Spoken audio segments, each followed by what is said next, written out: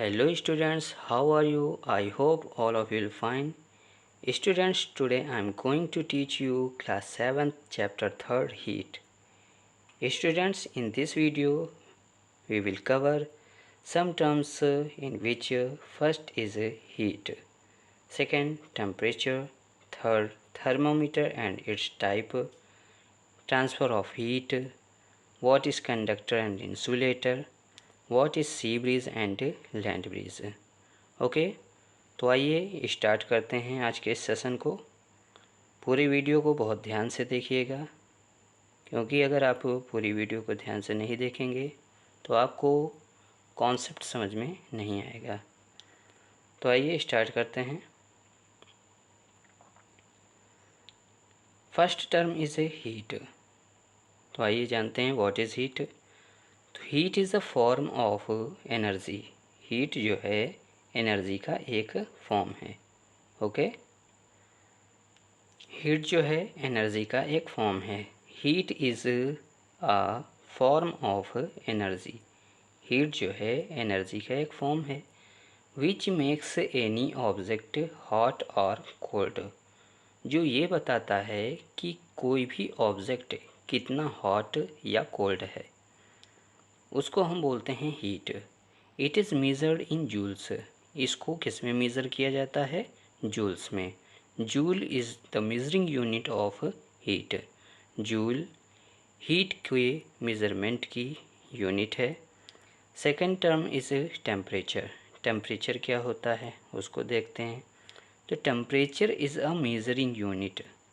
Temperature जो है measuring unit है of hotness of an object. किसी भी ऑब्जेक्ट के हॉटनेस का पता लगाने की जो मेजरिंग यूनिट है उसको हम बोलते हैं temperature. Heat is main cause of temperature. यहाँ पर जो हीट है, हीट टर्म है, वो मेन कॉजेज़ है किसका? टेम्परेचर का। Heat is main cause of temperature. Heat जो है टेम्परेचर का मेन कॉजेज़ है। Okay, thermometer is a device है। यहाँ पर एक नोट दिया गया है आपको। Thermometer is a device. Thermometer एक डिवाइस है यूज्ड फॉर मेजरिंग टेम्परेचर, जिसका यूज हम टेम्परेचर को मेज़र करने के लिए करते हैं। ओके, अब कुछ लोग ये सोचते हैं कि हीट और टेम्परेचर ये जो टू टर्म्स हैं ये जनरली सेम होते हैं, बट ऐसा नहीं है। हीट और टेम्परेचर में बहुत डिफरेंस है। हीट क्या है? एनर्जी का एक फॉर्म है। Heat is a form of energy. Heat जो है एनर्जी का एक फॉर्म है, जबकि इस एनर्जी को मेज़र करने के लिए जिस यूनिट का हम यूज करते हैं उसको बोलते हैं हम टेम्परेचर। यानी कोई भी ऑब्जेक्ट कितना ज़्यादा हॉट है उस चीज़ का पता लगाने के लिए हम जिस यूनिट का यूज करते हैं वो कहलाता है टेम्परेचर। टेम्परेचर किसी भी ऑब्जेक्ट के टेम्परेचर को मेज़र करने के लिए हम डिग्री सेल्सियस यूनिट का यूज करते हैं। किसी भी ऑब्जेक्ट की हॉटनेस का पता लगाने के लिए जिस यूनिट का हम यूज करते हैं वो है डिग्री सेल्सियस। ओके, तो चलिए आगे बढ़ते हैं। अभी हमने टेम्परेचर में पढ़ा कि थर्मामीटर इज़ अ डिवाइस है। थर्मामीटर एक डिवाइस है जिसका यूज़ हम करते हैं मेजरिंग टेम्परेचर को मेज़र करने में।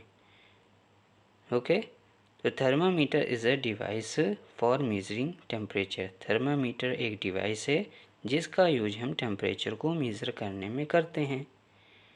But how many types of thermometer you know? Thermometer कितने टाइप्स के होते हैं वो हमें नहीं पता। तो आइए जानते हैं कि how many types of thermometer. तो here is two types of thermometer seen on the screen. यहाँ पर आपको टू टाइप्स के थर्मामीटर दिखाए गए हैं। First is clinical thermometer and second is laboratory thermometer. जो फर्स्ट है वो आपका क्लिनिकल थर्मामीटर है, और क्लिनिकल थर्मामीटर जो है रिलेटेड है क्लिनिक से, और क्लिनिक किसका होता है? डॉक्टर्स का होता है। तो डॉक्टर्स टेम्परेचर को मेज़र करने के लिए जिस थर्मामीटर का यूज करते हैं उसको हम क्लिनिकल थर्मामीटर कहते हैं। अब ये नहीं कि इसका यूज डॉक्टर्स करते हैं केवल तो ये क्लिनिकल है।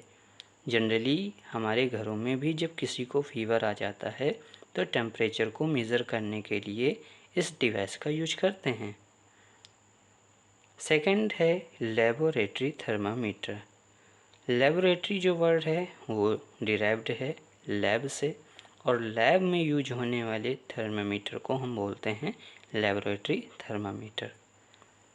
ओके, तो आइए क्लिनिकल थर्मामीटर और लेबोरेटरी थर्मामीटर को डिस्क्राइब करके अच्छे से पढ़ते हैं। First type of the thermometer is clinical thermometer. जो फर्स्ट टाइप है वो कौन सा है? Clinical thermometer. यहाँ पर आपको स्क्रीन पर थर्मामीटर दिखाया गया है, और थर्मामीटर पे आप देख रहे हैं कि ये जो पार्ट है इसके नीचे लिखा है thermometer bulb filled with mercury. ये थर्मामीटर का क्या कहलाता है? बल्ब कहलाता है। ओके, थर्मामीटर का ये बल्ब है जो कि मरकरी से फिल्ड होता है। इसी के आगे आप देख रहे हो ये एक बम्पी पार्ट दिख रहा है, एक उभरा हुआ पार्ट दिख रहा है, इसको बोलते हैं किंक। किंक का क्या यूज है ये हम अभी आपको आगे बताएंगे। बस अभी आप इनके पार्ट्स को समझिए कि व्हाट इज़ किंक, ये हम आगे जानेंगे। बस अभी ये देखिए कि किंक आखिर होता कहाँ पर है। तो ये जो आप देख रहे हो ये क्या है? किंक है। किंक से आगे बढ़ते हैं तो यहाँ पर आपको टेम्परेचर्स दिए गए हैं, टेम्परेचर्स के लेवल दिए गए हैं, जो कि स्टार्ट हो रहा है 35 से। कहाँ से स्टार्ट हो रहा है? 35 डिग्री से, और इसकी जो एंडिंग हो रही है वो 42 डिग्री सेल्सियस पर हो रही है। इसी जगह पर एक टेम्परेचर को इंडिकेशन किया गया है एरो से, और यहाँ पर दिखाया गया है कि 37 डिग्री सेल्सियस ये नॉर्मल बॉडी टेम्परेचर है। तो जो ह्यूमन बॉडी होती है उसकी बॉडी का जो नॉर्मल टेम्परेचर होता है, एक हेल्दी बॉडी जिसको हम कहेंगे, उसका जो नॉर्मल टेम्परेचर होता है वो 37 डिग्री सेल्सियस होता है। ये आप देख रहे होंगे यहाँ पर ये डार्क लाइन है, ये यहाँ से लेके ये इतनी, ये डार्क लाइन है। आगे की जो लाइन है वो लाइट है। तो ये जो डार्क लाइन है ये आपके मरकरी लेवल को रिप्रेजेंट कर रहा है। किसको रिप्रेजेंट कर रहा है? मरकरी के लेवल को रिप्रेजेंट कर रहा है, और ये बता रहा है कि जो टेम्परेचर है वो कितने डिग्री सेल्सियस है। तो इंडिकेशन में देखिए दिखाया गया है ना ये मरकरी लेवल। तो यहाँ पर जो 37 मरकरी लेवल है वो किसका है? एक नॉर्मल बॉडी टेम्परेचर होता है। मरकरी लेवल 37 डिग्री सेल्सियस एक नॉर्मल बॉडी का टेम्परेचर होता है। ओके, इसके बाद ये आप देख रहे हो ये जो चारों तरफ ये पार्ट है ये आपका स्टेम कहलाता है। क्या कहलाता है? स्टेम। और स्टेम के अंदर जो आप यहाँ पर लेवलिंग देख रहे हैं नंबर्स की, ये जो नंबर्स की लेवलिंग है ये, इस लेवलिंग पे यहाँ पर ये जो डार्क लाइन है जिस पे कि मरकरी आगे की तरफ बढ़ती है, इसको हम बोलते हैं कैपिलरी ट्यूब। क्या बोलते हैं? Capillary tube. इस ट्यूब में से ही मरकरी आगे की तरफ बढ़ती है, और उसी के द्वारा हम क्या कर पाते हैं? जो टेम्परेचर है बॉडी का उसकी का हम पता लगा पाते हैं। तो आइए इसको डिस्क्राइब करते हैं और जानते हैं क्या है। तो clinical thermometer is used to measure temperature of our body, जो क्लिनिकल थर्मामीटर होता है उसका यूज हम टेम्परेचर को मेज़र करने में करते हैं। और टेम्परेचर किसका होगा? हमारी बॉडी का। हमारी बॉडी का टेम्परेचर मेज़र किया जाता है इस थर्मामीटर से। इसका यूज क्लिनिक में होता है, इस वजह से हम इसको क्लिनिकल थर्मामीटर कहते हैं। हम पहले भी बता चुके हैं, फिर से बता रहे हैं। It consist of a long narrow glass tube with a bulb containing mercury at one end। इसमें जो जो चीज़ें होती हैं उनमें से क्या है कि ये लॉन्ग होती है, आप देख ही रहे हो, ये लॉन्ग है इतनी, ओके। नैरो है, इसके बीच में ज़्यादा स्पेस नहीं है, ये नैरो है। ग्लास ट्यूब है, ये जो थर्मामीटर होता है ये ग्लास का बना होता है। किसका बना होता है? ग्लास का बना होता है, okay. Glass tube with a bulb, ये हमने पहले ही बताया कि ये जो पोर्शन है ये थर्मामीटर का बल्ब कहलाता है। और इसी बल्ब में फील्ड होती है मरकरी। क्या फील्ड होती है? मरकरी फील्ड होती है। देयर इज़ अ किंक, यहाँ पर एक टर्म आया है किंक, अभी आगे इसको एक्सप्लेन करेंगे। तो there is a kink near the bulb, ये आप बल्ब देख रहे हो और बल्ब के पास ही ये जो है किंक दिया गया है। It reads the range of temperature, ये टेम्परेचर के रेंज का क्या करता है? पता लगाता है। From 35 degree Celsius to 42 degree Celsius. 35 degree Celsius से लेकर के 42 डिग्री सेल्सियस तक के टेम्परेचर का जो पता है वो लगाता है ये थर्मामीटर। तो इससे एक फैक्ट और निकल कर के आता है कि जो क्लिनिकल थर्मामीटर है उसकी जो रेंज होती है 35 degree Celsius to 42 degree Celsius तक होती है, ओके। आइए क्लिनिकल थर्मामीटर के कुछ इम्पॉर्टेंट फैक्ट्स को जानते हैं। क्लिनिकल थर्मामीटर के इम्पॉर्टेंट फैक्ट्स में से जो फर्स्ट फैक्ट है वो है कि clinical thermometer reads temperature 94 to 108 degree in Fahrenheit scale. Temperature को मेज़र करने की जो यूनिट होती है वो डिग्री सेल्सियस होती है, बट इससे पहले जिस यूनिट का हम यूज करते थे वो डिग्री फ़ारेनहाइट थी। But in this time we are not use this unit, हम इस यूनिट का यूज़ नहीं कर रहे हैं। इस समय जो प्रेजेंट टाइम पे टेम्परेचर को मेज़र करने की यूनिट है वो डिग्री सेल्सियस है। क्या है? डिग्री सेल्सियस है, ओके। लेकिन फ़ारेनहाइट स्केल पे जो ये टेम्परेचर है वो 94 से 108 डिग्री तक के टेम्परेचर को क्या करता है? मेज़र करता है। 94 टू 108 डिग्री फ़ारेनहाइट के टेम्परेचर को मेज़र करता है। Second fact is the normal temperature of human body is 37 degree Celsius. जो नॉर्मल टेम्परेचर होता है ह्यूमन बॉडी का वो 37 डिग्री सेल्सियस होता है। नेक्स्ट फैक्ट है the temperature of human body normally does not go below 35 degree Celsius और above 42 degree Celsius. जो टेम्परेचर होता है ह्यूमन बॉडी का वो normally does not go below, ना तो 35 डिग्री सेल्सियस से नीचे जाता है और ना ही 42 डिग्री सेल्सियस से ऊपर जाता है। अब ऐसा क्यों होता है? तो इसका जनरल सा आंसर है क्योंकि जो क्लिनिकल थर्मामीटर होता है उसकी जो रेंज होती है वो 35 degree Celsius to 42 degree Celsius होती है। 35 degree Celsius to 42 degree Celsius होता है, okay. 35 degree Celsius to 42 degree Celsius होता है। इस वजह से हम क्या नहीं कर पाते, इससे ना तो नीचे जाएगा और ना ही तो इससे ऊपर जाएगा। तो समझ में आ गया ना फैक्ट इसका। नेक्स्ट पॉइंट है clinical thermometer reads temperature from 35 to 42 degree Celsius. Same बात है जो अभी ऊपर बताई गई, सेम चीज़ यहाँ पर भी है कि जो क्लिनिकल थर्मामीटर होता है वो 35 डिग्री सेल्सियस से 42 डिग्री सेल्सियस तक के टेम्परेचर को मेज़र करता है।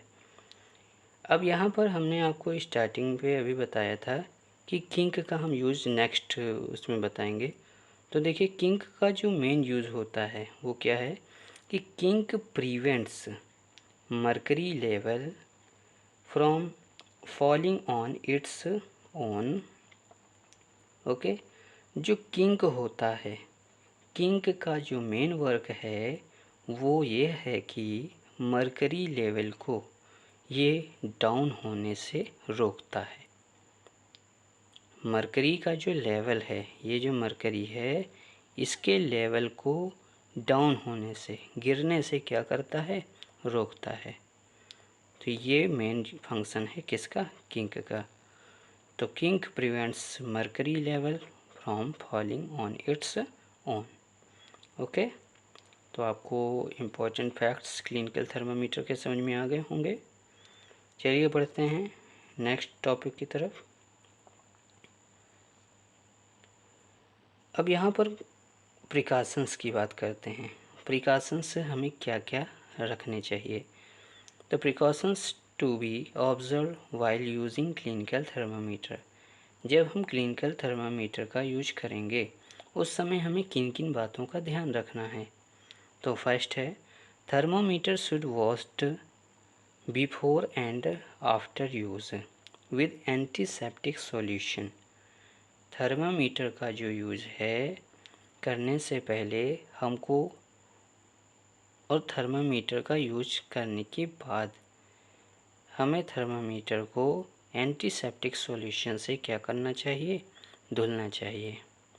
क्योंकि इसको यूज करने से जब हम, ऐसा तो है नहीं कि किसी के बॉडी में हमने इसको यूज किया और इसके बाद हम दूसरा नया यूज करेंगे, ऐसा नहीं होता है।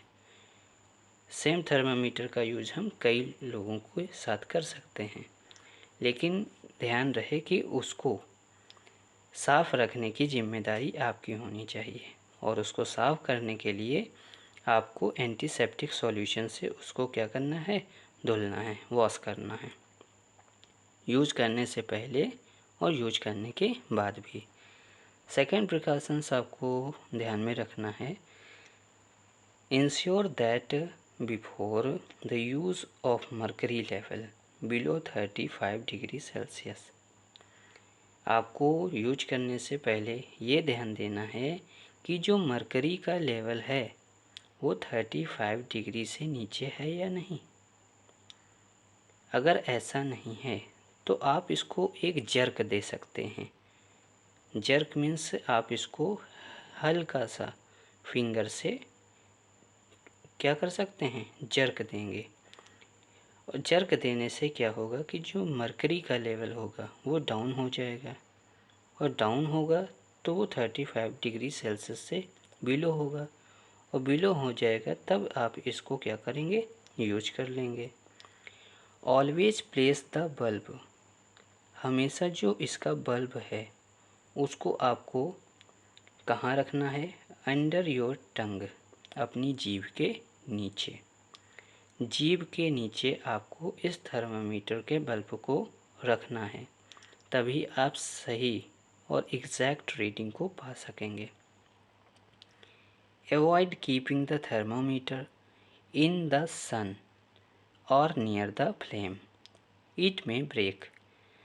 Avoid keeping the thermometer in the sun, thermometer को सन के पास और फ्लेम के पास, जो आग होती है या हीट जो ऑब्जेक्ट होते हैं, फायर होती है, तो उसके पास रखने से बचना चाहिए।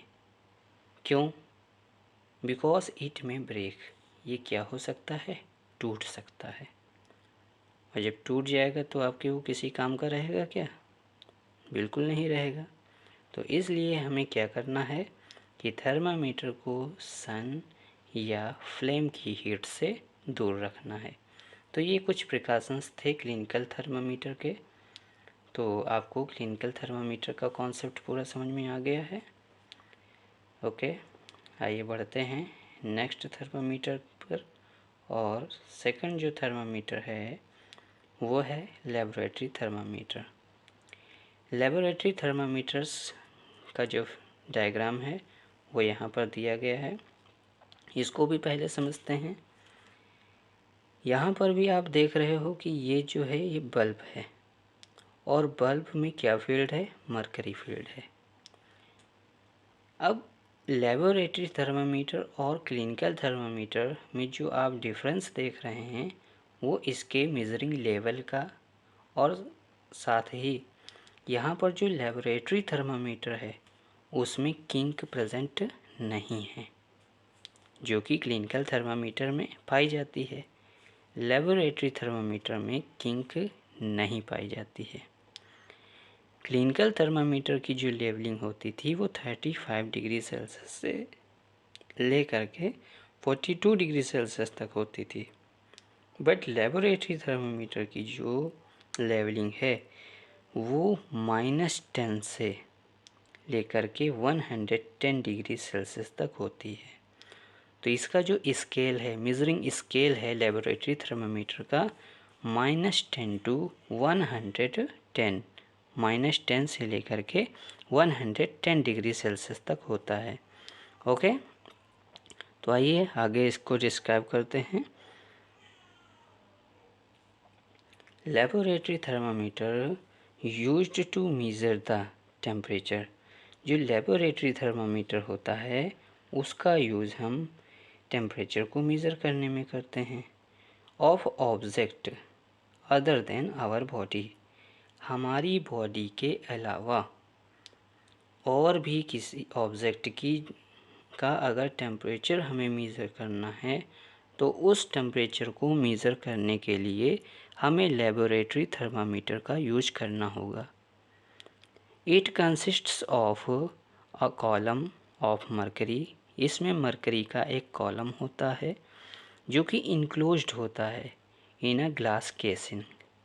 ग्लास केसिंग में ये आप देख रहे हो, ये glass casing, casing means layer होती है। तो ये ग्लास की लेयर पे ये जो थर्मामीटर होता है उस पे मरकरी फीड होती है। Column is continuous without any king. जो कॉलम होता है, ये पूरा का पूरा जो कॉलम है आप देख रहे हो, ये पूरा का पूरा कॉलम जो है कॉन्टीन्यूअस होता है, सीधा होता है बिल्कुल, इसमें कोई भी किंक प्रेजेंट नहीं होता है। ओके, इसमें कोई भी किंक प्रेजेंट नहीं होता है। It measures a range temperature from -10 degree Celsius to 110 degree Celsius. इसकी जो मेजरिंग रेंज होती है, जो लेबोरेटरी थर्मामीटर है, इसके मेजरिंग जो रेंज है वो -10 degree Celsius to 110 degree Celsius तक होती है। ओके,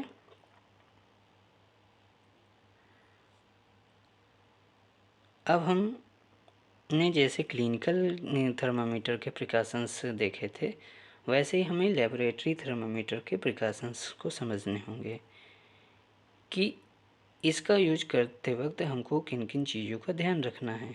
तो first precautions is it should be kept upright not tilted. आपको इसको बिल्कुल सीधा रखना है।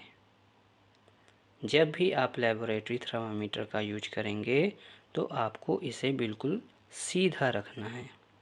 Okay, second, bulb should be surrounded from all sides by the substance. जो बल्ब है, ये जो बल्ब है, ये आपका जिस भी मटेरियल के टेम्परेचर को आप टेस्ट कर रहे हैं उस पर इस बल्ब को बिल्कुल डुबो करके रखना है, जिससे कि इसका जो टेम्परेचर है वो इजीली आप मेजर कर सकें। Which the temperature is to be measured, जिससे हम टेम्परेचर को क्या कर सकते हैं, मेज़र कर सकते हैं। एक और चीज़, जब भी आप इसका यूज करें तो आप जिस भी सब्सटेंस में इसको रख रहे हैं तो याद रहे कि जिस भी सब्सटेंस में डाल रहे हैं आप, तो उसके बेस से ये टच नहीं होना चाहिए। सपोज़ दैट बाल्टी में गर्म पानी है और उस गर्म पानी के लेवल को आप, उस गर्म पानी के टेम्परेचर को आप चेक करना चाहते हैं, तो जो बाल्टी है, बकेट, उस बकेट के लेवल यानी इस जगह पर जो बेस है बकेट का, उस पर ये टच नहीं होना चाहिए। ओके, इसकी जो पोजीशन है वो ऐसे होनी चाहिए कि वाटर पे ये आपका सिंक रहे, डूबा रहे। क्या? इस थर्मामीटर का बल्ब, लेकिन बल्ब जो है इसके बेस से टच ना हो। यहाँ पर एक नोट्स दिया गया है और वो है कि weather report are measured. Weather report means जो मौसम की रिपोर्ट होती है, are measured by a thermometer called maximum minimum thermometer. Weather report को मेज़र करने के लिए जिस थर्मामीटर का हम यूज करते हैं उसको मैक्सिमम मिनिमम थर्मामीटर कहते हैं। ओके, क्या बोलते हैं? Maximum minimum thermometer.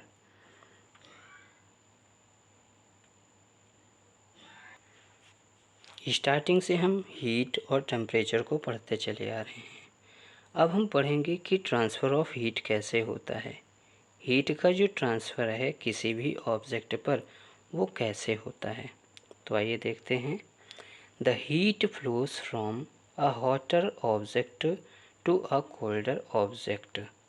जो हीट होती है उसका फ़्लो, ये बिल्कुल फैक्ट है कि हीट का जो फ़्लो होता है वो हमेशा हॉटर ऑब्जेक्ट से कोल्डर ऑब्जेक्ट की तरफ ही होगा। Okay, in fact in all cases heat flows from a hotter object to a colder object। वही चीज़ बताई जा रही है कि किसी भी कंडीशन में जो हीट का ट्रांसफ़र है वो हमेशा हॉटर ऑब्जेक्ट से कोल्डर ऑब्जेक्ट की तरफ ही होगा। अब यहाँ पर आपको way of transferring heat, heat के ट्रांसफ़र के कुछ तरीके बताए गए हैं, जिनमें से फर्स्ट है conduction, second convection and third is radiation. Okay, conduction, convection, radiation. यहाँ पर अभी हमने आपको बताया कि जो हीट का ट्रांसफ़र होता है हमेशा हॉटर ऑब्जेक्ट से किधर होता है, कोल्डर ऑब्जेक्ट की तरफ। तो आइए इसको एक एक्टिविटी से समझते हैं। और एक्टिविटी है कि ये आपकी ब्रिक्स हैं। क्या हैं? ब्रिक्स। ओके, ब्रिक्स में आपने दबा करके रखी है एक metal rod. Metal rod means iron rod. Metal कई टाइप्स के हो सकते हैं, आयरन है, एल्युमिनियम है, कॉपर है, ये सब मेटल हैं। बट हमें एक आयरन रॉड यहाँ पर हमने ली है और इस आयरन रॉड पे हमने, ये आप देख रहे हैं ना, ये हमने क्या ले ली है? मोम। आप देखते होंगे जो मोम होती है जिसका यूज कैंडल बनाने में किया जाता है, तो उस मोम को हमने इस स्टिक पर क्या किया है, थोड़ी थोड़ी डिस्टेंस पर लगा दिया है। अब इसके वन एंड पर हमने क्या किया, एक कैंडल को लाइट करके रख दिया, कैंडल को जला के रख दिया। अब जैसे ही ये पार्ट जो रॉड का है, जब ये हीट होगा तो हीट का ट्रांसफ़र किस डायरेक्शन पे होगा? इस डायरेक्शन पे। हीट का जो ट्रांसफ़र है वो इस डायरेक्शन पे होगा। क्यों? क्योंकि यहाँ पर जो हीट है वो क्या है? हायर है, हॉटर है। ये जो पार्ट होगा वो हॉटर पार्ट होगा। कौन सा पार्ट होगा? हॉटर पार्ट होगा, सबसे गर्म भाग। और हॉटर से कोल्डर की तरफ हीट का ट्रांसफ़र होता है। तो जैसे ही हॉटर पार्ट से कोल्डर पार्ट की तरफ हीट का ट्रांसफ़र होगा, तो जो आपने वैक्स इसमें लगा रखी है इक्वी डिस्टेंस में, वो जैसे जैसे हीट का ट्रांसफ़र होगा वो मेल्ट होते हुए नीचे गिरती जाएगी। तो इस एक्टिविटी से आप इजीली समझ सकते हो कि रियली जो हीट होती है उसका ट्रांसफ़र हॉटर ऑब्जेक्ट से कोल्डर ऑब्जेक्ट की तरफ होता है। I hope transfer of heat आप इस एक्टिविटी से समझ गए होंगे। अगर समझ गए हैं तो आइए चलते हैं वे ऑफ ट्रांसफरिंग हीट के अन्य वे देखते हैं।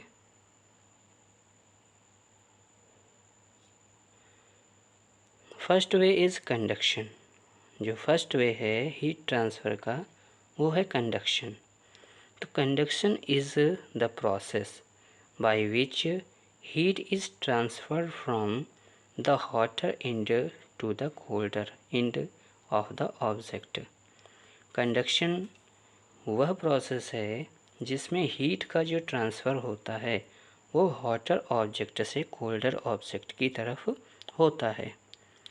अब याद रहे कि जो कंडक्शन है वो आपके सॉलिड आइटम्स में होता है। कंडक्शन जो प्रोसेस होती है हीट ट्रांसफ़र की वो मेनली आपके सॉलिड सब्सटेंसेस में होता है। यहाँ पर एक फिगर है दिया गया है जिसमें एक पैन चढ़ा है और इस पैन पर लगी है एक हैंडल। इस पैन पर एक हैंडल लगी है और इस हैंडल को एक पर्सन है जिसने होल्ड करके रखा हुआ है। नीचे जो है गैस बर्न है और गैस बर्न होने की वजह से इसके अंदर जो फील्ड वाटर है वो बॉयल हो रहा है।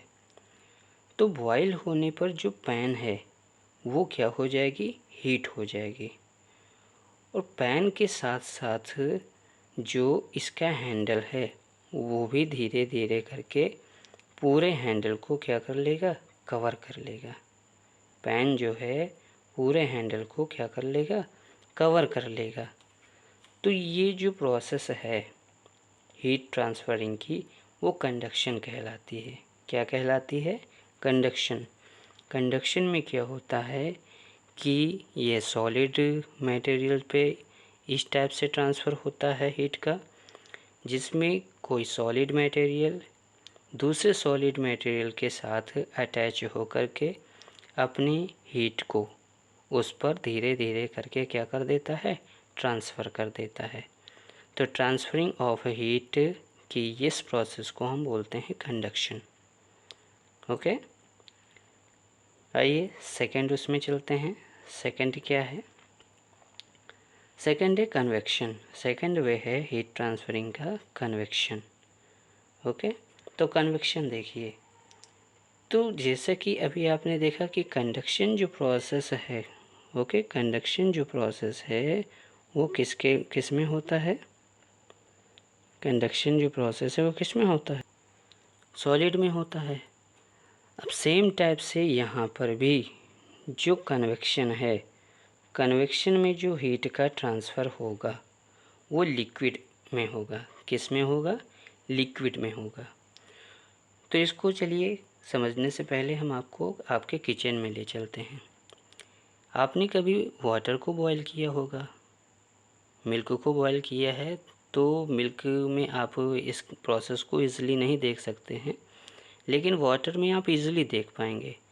तो जब आप वाटर को हीट करते हैं, बॉईल करते हैं, तो जब स्टार्टिंग पोजीशन होती है और धीरे धीरे हीट का जो ट्रांसफ़र होता है वो पैन के बेस में होता है।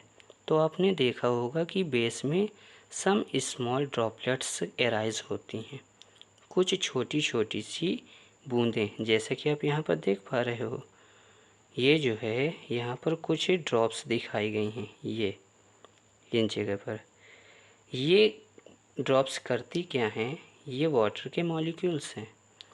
ये ऊपर जो कोल्ड वाटर है उस मॉलिक्यूल्स को जा कर के क्या करते हैं, उस मॉलिक्यूल्स के पास जाकर उसका पोजीशन ले लेते हैं, और जो कोल्डर मॉलिक्यूल होते हैं वो बैक आकर के, आप यहाँ पर एरो देख रहे होंगे, ये एरो बैक दिखाया गया है, तो ये कोल्डर मॉलिक्यूल्स हैं, ये आपके बेस में आ जाते हैं, और जब ये हीट हो जाते हैं तो ये ऊपर चले जाते हैं, और ऊपर जाने के बाद जो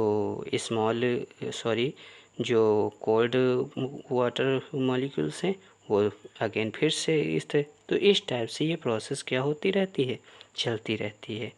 समझ में आ गई बात? तो आइए समझते हैं कन्वेक्शन क्या है। It is a flow of heat through a fluid. Fluid means liquid. Convection जो है हीट ट्रांसफर की वो प्रोसेस है जो कि फ्लूइड में होती है, from places of the fluid, from places of higher temperature से places of the lower temperature पे इसका हीट का ट्रांसफ़र होता है। और हम अभी पहले ही बता चुके हैं कि जो हीट है उसका ट्रांसफ़र हायर प्लेसेस टू किधर होता है, लोवेस्ट, हाई से लो की तरफ होता है, या हॉटर से कोल्डेस्ट की तरफ होता है। तो by the movement of fluid itself, और ये जो है ट्रांसफ़र मूवमेंट, जो पार्टिकल्स होते हैं वाटर के मॉलिक्यूल्स होते हैं उनके सेल्फ ट्रांसफरिंग से होता है। तो कन्वेक्शन समझ गए ना? तो कन्वेक्शन जो होता है वो लिक्विड में होने वाली हीट ट्रांसफरिंग का एक तरीका है। आइए बढ़ते हैं नेक्स्ट वे में, और नेक्स्ट वे है रेडिएशन। क्या है? रेडिएशन। तो रेडिएशन को समझने के लिए एक बेस्ट एग्जांपल हम आपको देंगे सन का। आप क्या करते हैं, सन देखते हैं जो कि हमारी यूनिवर्स में प्रेजेंट है, और सन से हमको मिलती है सनलाइट, और वो सनलाइट हमें सन रेज से मिलती है। सन रेज जब हमारी बॉडी पे पड़ती हैं तब हमको हीट फील होती है। तो रेडिएशन जो है प्रोसेस सेम ऐसे ही है। तो समझते हैं पहले, फिर इसके बाद और एक्सप्लेन करते हैं। Radiation is the mode of transfer of heat. जो रेडिएशन है वो हीट ट्रांसफ़र का एक तरीका है, in which energy is directly transferred, जिसमें जो एनर्जी होती है वो डायरेक्टली ट्रांसफ़र होती है from one place to another, एक जगह से दूसरी जगह पर। The transfer of heat by radiation does not required any medium. Radiation process में जो हीट के ट्रांसफ़र होता है, हीट का जो ट्रांसफ़र होता है उसमें किसी भी मीडियम की रिक्वायरमेंट नहीं होती। जैसे कि आपने अभी देखा कंडक्शन में क्या होता था कि जो भी मेटल होता था उसके कांटेक्ट में अगर दूसरा मेटल है तो उसी में धीरे धीरे हीट का फ्लो हो जाता था। सेम टाइप से आपने कन्वेक्शन में देखा कि जो फ्लूइड होता था तो फ्लूइड में जो उसके मॉलिक्यूल्स होते थे, जब वो हीट होते थे तो वो पहुंच जाते थे कोल्डेस्ट मॉलिक्यूल की तरफ, और कोल्डेस्ट मॉलिक्यूल्स जो है वो हॉटेस्ट का प्लेस ले लेते थे, जिससे वे हीट होकर के फिर से पहुंच जाते थे। तो ये साइकिल चलती थी, तो वहाँ पर कांटेक्ट था ना। बट रेडिएशन पे ऐसा नहीं है। रेडिएशन में किसी भी मीडियम की ज़रूरत नहीं होती। ये जो हीट का ट्रांसफ़र होता है डायरेक्टली, एग्ज़ाम्पल हमने आपको स्टार्टिंग में बताया सन का, सन और हमारे बीच में क्या किसी मीडियम की ज़रूरत होती है? नहीं होती है, लेकिन सन से डायरेक्टली हीट हमको मिलती है और हमें जो हीट है वो महसूस भी होती है। तो इस टाइप से जब बिना किसी मीडियम के हीट का ट्रांसफ़र होता है one body to another body में, तो इस प्रोसेस को बोलते हैं heat transferring with the help of radiation. यहाँ पर नोट में देखिए दिया है कि the sun heat comes to us by the process of radiation. जो सन की हीट होती है वो हमारी बॉडी तक या हम तक रेडिएशन प्रोसेस के थ्रू पहुंचती है। ओके, अब इसके बाद हम पढ़ेंगे कंडक्टर ऑफ हीट, हीट के कंडक्टर के बारे में। तो कंडक्टर ऑफ हीट क्या है वो देखते हैं। Material which allow heat, material which allow heat to pass through them easily are called conductor of heat। Means ऐसे मटेरियल जो हीट को ट्रांसफ़र होने देते हैं उसको हम बोलते हैं कंडक्टर ऑफ हीट। जैसे आयरन रॉड अभी आपने पीछे ली थी, आपने पैन में देखा था, पैन में देखने पर हीट का ट्रांसफ़र देखा था और उस हीट में आपने देखा था कि जो कंडक्शन ऑफ हीट है वो किसके थ्रू हो रही है, मेटल के थ्रू हो रही है। तो सेम टाइप से यहाँ पर भी आपको 2 मेटल्स दिखाए गए हैं और वो हैं कॉपर। फर्स्ट है कॉपर और सेकंड एल्युमिनियम। कॉपर और एल्युमिनियम ये आपके 2 मेटल हैं जो हीट के ट्रांसफ़र को ईज़िली ट्रांसफ़र करते हैं। तो ये आपके हीट के कंडक्टर हुए।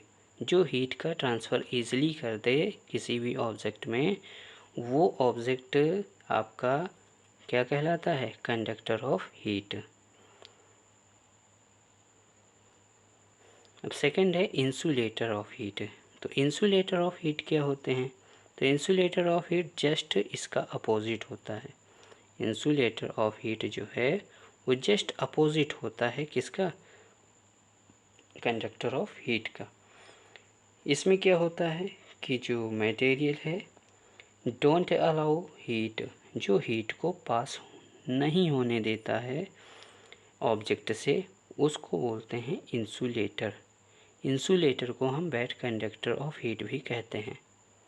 इंसुलेटर को बैड कंडक्टर ऑफ हीट भी कहते हैं। समझ में आ गई ना बात? तो इंसुलेटर ऑफ हीट क्या है? जो मटेरियल्स में हीट का ट्रांसफ़र ना होने दें, ऐसे ऑब्जेक्ट इंसुलेटर ऑफ हीट होते हैं, हीट के इंसुलेटर कहलाते हैं। एग्जाम्पल पे प्लास्टिक और वुड। प्लास्टिक और वुड आपके हीट के इंसुलेटर हैं। ओके, अब यहाँ पर हम देखेंगे सी ब्रीज़। आप देख रहे होंगे कि एक फिगर से हमने यहाँ पर रिप्रेजेंट किया हुआ है सी एरिया को। इसी फिगर के थ्रू हम समझेंगे सी ब्रीज को, यानी समुद्री हवाओं के बारे में। ड्यूरिंग द डे, दिन के समय क्या होता है कि लैंड हीट अप, जो लैंड होती है वो गर्म रहती है, फास्टर बहुत तेज़ी के साथ गर्म हो जाती है, देन द सी की कंपेयर में, सी की कंपेयर पे दिन के समय जो लैंड होती है वो बहुत तेज़ी के साथ हीट हो जाती है। और जब हीट हो जाती है तो जो वार्म एयर है एबव द लैंड राइजेस, जो वार्म एयर है वो लैंड पे उठने लगती है। एंड कॉल्ड यहाँ पर कॉल्ड नहीं है, कोल्ड होएगा। क्या होगा, इस जगह पर मिस्टेक है, यहाँ पर कोल्ड होगा। तो कोल्ड एयर फ्रॉम सी, और जो कोल्ड एयर है सी से जो निकलती है, टेक्स इट्स प्लेस, वह इसकी जगह ले लेती है। अब देखिएगा, इसको बहुत ध्यान से समझिएगा। ये रिप्रेजेंटेशन है, इस पे आप ये ब्लैक एरो दिख रहे हैं, ठीक, ब्लैक एरो आप देख रहे हैं। तो ब्लैक एरो क्या कर रहा है, आपके कोल्ड एयर को रिप्रेजेंट कर रहा है। किसको रिप्रेजेंट कर रहा है? कोल्ड एयर को। दिन के समय ये जो सी है वो कोल्ड एयर को ब्लो करता है, और जो लैंड है वो हॉट एयर को ब्लो करती है। तो हॉट एयर क्या होती है, लैंड से किधर पहुंचती है, सी की तरफ, और सी से जो कोल्ड एयर है वो किधर आती है, लैंड की तरफ। तो warm air from the land moves towards the sea. Warm air जो होती है वो लैंड से सी की तरफ मूव करती है। टू कंप्लीट द साइकिल, इस साइकिल को कंप्लीट करने के लिए this produces a sea breeze, जिससे कि सी ब्रीज प्रोड्यूस होती है। From the sea to land, sea से लैंड की तरफ। फिर से देखेंगे, जो सी है उसमें से उठने वाली जो कोल्ड एयर है वो लैंड की तरफ आएगी, और लैंड की जो हॉट एयर है वो कहाँ पर जाएगी, आपके सी पर। तो इस साइकिल से जनरेट होने वाली जो ब्रिज है उसको हम बोलते हैं सी ब्रिज। समझ में आ गई ना बात?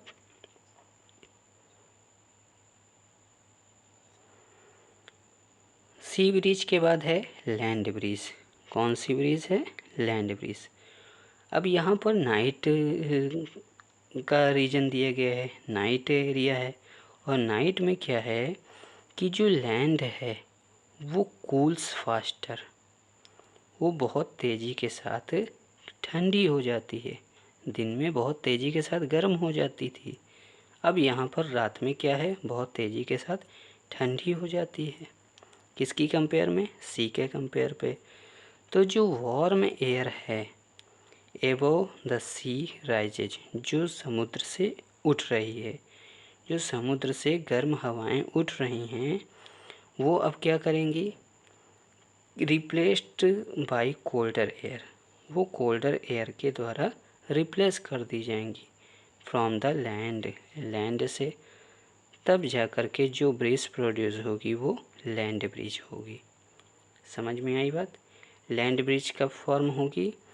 जब लैंड से जो कोल्ड एयर है वो सी की तरफ जाएगी, और सी से जो हॉट एयर है वो लैंड की तरफ आएगी, तब जो तब जो ब्रिज फॉर्म होगी वो लैंड ब्रिज कहलाएगी। समझ में आ गई बात?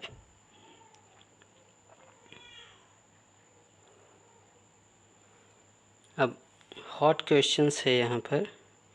Woollen cloth keep us warm, जो वुलन क्लॉथ होते हैं वो हमें वार्म बनाए रखने में, विंटर सीजन पे हमें वार्म बनाए रखने में हेल्प करते हैं। वाई, ऐसा क्यों? तो इसका जो मेन रीज़न है वो है कि woollen is the poor conductor of heat. Woollen जो होती है वो हीट का पुअर कंडक्टर है। Moreover there is air trapped in between the wool fibres. इससे होता क्या है कि जो एयर होती है वो वूल फाइबर के बीच में फंस जाती है। This air prevents the flow of heat, इससे जो हीट का फ्लो होता है फ्रॉम आवर बॉडी, हमारी बॉडी से, to the cold surrounding, cold surrounding की तरफ, वो नहीं हो पाता। जो हमारी बॉडी में हीट का फ्लो होता है, हीट जनरेट होती है, वो इस एयर के ट्रैप होने से, वो हमारी वार्म क्लॉथ जो होते हैं, वुलन क्लॉथ होते हैं, उनसे वो हीट बाहर नहीं निकल पाती। और जब निकल नहीं पाती कोल्ड एरिया पे, तो हमारी बॉडी क्या रहती है? गर्म बनी रहती है, जिसकी वजह से वो हमारे लिए विंटर सीजन पे हेल्पफुल होते हैं, और इसी वजह से हम गर्म फील करते हैं। ठीक है। अब अगर आपको ये कॉन्सेप्ट समझ में आ गया है तो यहाँ पर आज का जो क्वेश्चन ऑफ द डे है, suppose you are given the choice. मान लीजिए आपको एक चॉइस दी जाती है in winter of using either one thick blanket. Winter में आपको या तो एक थिक ब्लैंकेट का यूज करना है या फिर टू थिन ब्लैंकेट लेने हैं, जो कि एक दूसरे से ज्वाइन करके लेना है। What would you choose and why? आप इन दोनों में से किस चीज़ को चूज़ करेंगे और क्यों करेंगे, इसका रीज़न आप लोग अपनी कॉपी में राइट करके आएंगे। तब तक के लिए मिलते हैं नेक्स्ट वीडियो में। Thank you for watching video.